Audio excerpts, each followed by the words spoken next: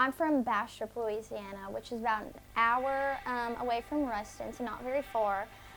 Both of my parents went to ULM, so I was like, I don't want to go there.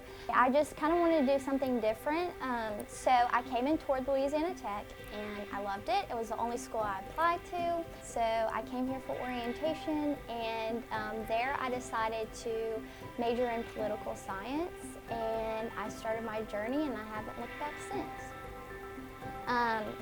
In high school, I wouldn't say like I had the best high school experience. I had a good high school experience, but everybody deals with, certain things in elementary, middle school, and high school. And I was really down after my senior year.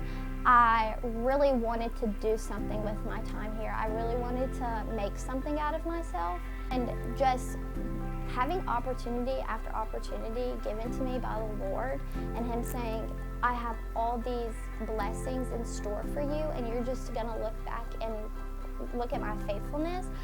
I was like, okay, like this is crazy. And so confidence is definitely from Him, and I think it's kind of the thing, it's like He's never failed me yet, so why would He now, and made me who I am today.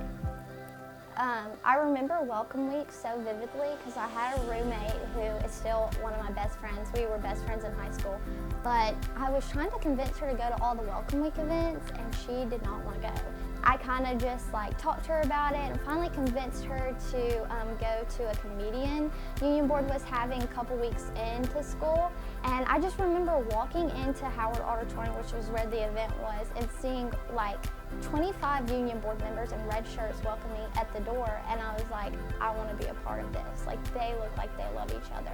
So I applied for Union Board after that event, and they're accepting applications the fall of my freshman year. I remember leaving that interview, driving home to Bastrop, calling my mom, and I was like, I did not get on Union Board. I was like, that was horrible.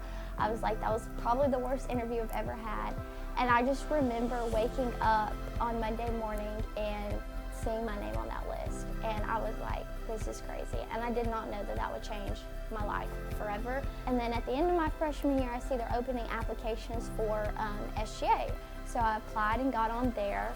And then my sophomore year, I applied to Student Recruiters, got on there. And I was also publicity committee head my sophomore year for Union Board, so I was in charge of graphics, social media.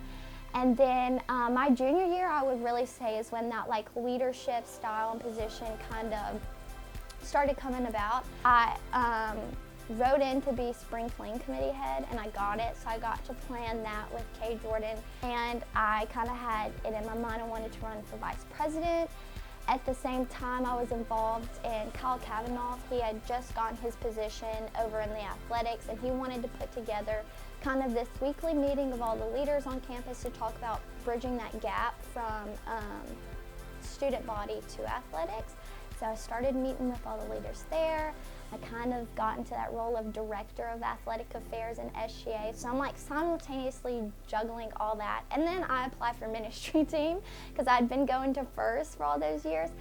Now in my senior year, I have been focusing on being vice president of Union Board, which has been a blessing. So the biggest thing I can think about leaving, what my legacy will look like leaving tech, will be just service. I want people to remember me giving all I had to them in my positions, and knowing that I took it seriously and that I was here to serve and help them. And so when I really think about that, it might not be my name particularly attached to service, but when they think about the VP position, they think about a person that's ready to serve her board and her people.